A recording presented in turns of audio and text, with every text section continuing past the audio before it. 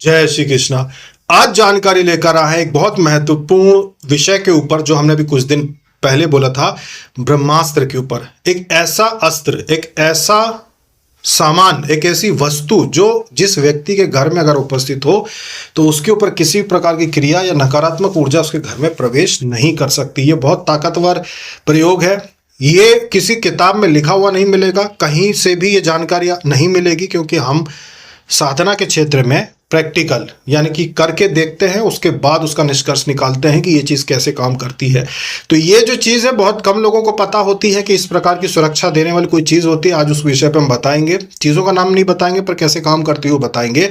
सबसे पहले तो होती है औषधि, वो होता है एक मुखी गोल रुद्राक्ष। जैसा कि हमने धारण करके रखा है एक मुखी गोल रुद्राक्ष। जिन साधक साधिकाओं ने एक मुखी गोल रुद्राक्ष पहले हमसे लिया हुआ है वो भी उसका उपयोग इसके साथ कर सकते हैं। अलग से कुछ नहीं करना है उनको। एक मुखी गोल रुद्राक्ष के साथ ही कुछ वस्तुओं को धारण करना होता है जिससे कि ब्रह्मास्त्र बन जाता है। मतलब किसी प्रकार की नकारात्मक ऊर्जा आपके ऊपर असर नहीं डाल सकती। बहुत सारे लोग ऐसे होते हैं जो जाने अनजाने नॉनवेज खा लेते हैं, यानी कि या तो कुछ लोग खाते ही होंगे या फिर गलती से खा लेते हैं, या फिर चौराहे पे किसी चीज के ऊपर से निकल जाते हैं, कोई उतारा फेंका हुआ रहता है उसके ऊपर से वो निकल जाते हैं। उनके ऊपर नकारात्मक ऊर्जाओं की अटैक हो जाता है, उनके ऊपर नकारात्मक ऊर्जाएं अपना प्रभाव डाल देती हैं, तो वो फिर परेशान होने लगते हैं। बहुत सारे लोगों के ऊपर क्रिया नहीं होती, अपने आप हुई नकारात्मक ऊर्जा होती है। तो ऐसे लोग अगर इस लॉकेट को जो हम बताने वाले अगर धारण कर ले तो उनके ऊपर नकारात्मक ऊर्जा का प्रभाव नहीं पड़ता है। ये क्या क्या चीजें होती हैं? एक होती सबसे पहली औषधि एक मुखी गोल रुद्राक्ष। इस रुद्राक्ष के साथ में एक चांदी का या फिर सामान्य कोई भी लॉकेट जो बाजार में मिलते हैं, अगर मिल जाए आपको वो लॉकेट लेके आना है, लेकिन उसका आकार बड़ा होगा। खैर आप लोग नहीं बना सकते पर हम बता रहे हैं कि कैसे बनता है।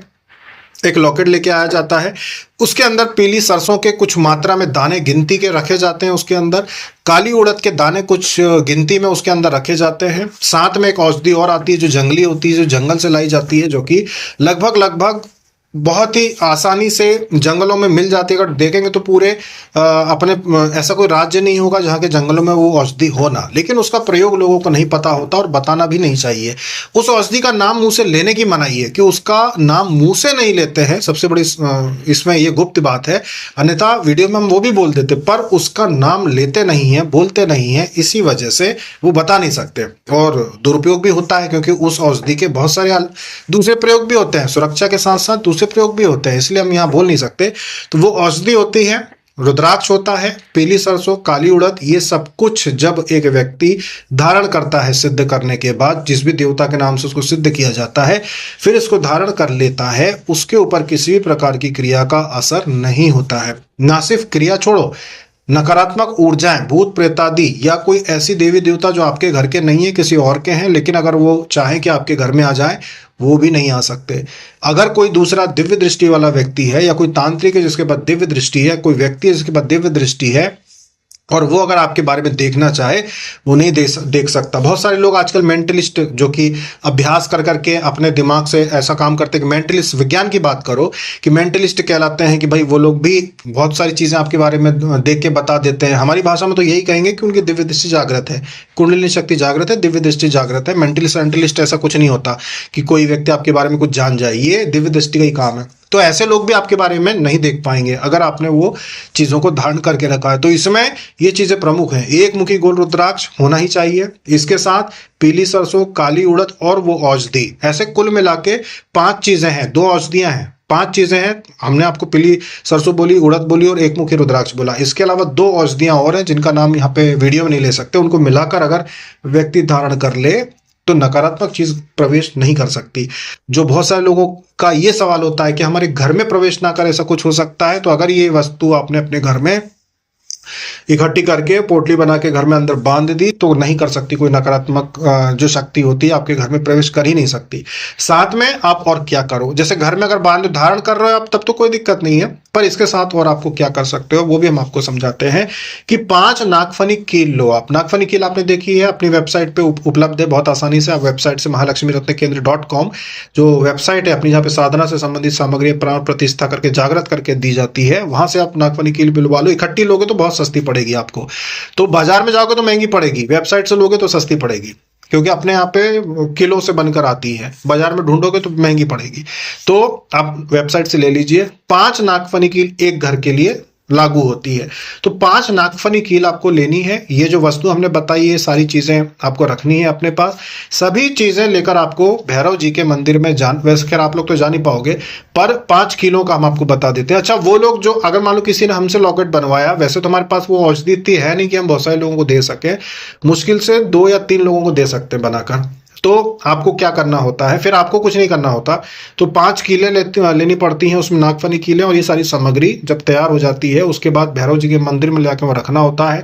वहां पर भोग प्रसाद चढ़ाना होता है, वहां पे प्रार्थना करनी होती है। फिर इन चीजों को वापस लाके जो नागफनी कील होती हैं, 4 नागफनी कील घर के प्रत्येक कोने में अंदर की तरफ से चारों कोने पर लगाई जाती है, या फिर छत पे, जैसे 2 मंजिल मकान है और आप ऊपर से लगाना चाहो तो ऊपर छत के चारों कोने में उनको ठोकना पड़ता है। ड्रिल मशीन से छेद करो फिर उनको ठोको, क्योंकि वो हथौड़ी से ठोकने वाली कीलें नहीं होती नागफनी कील।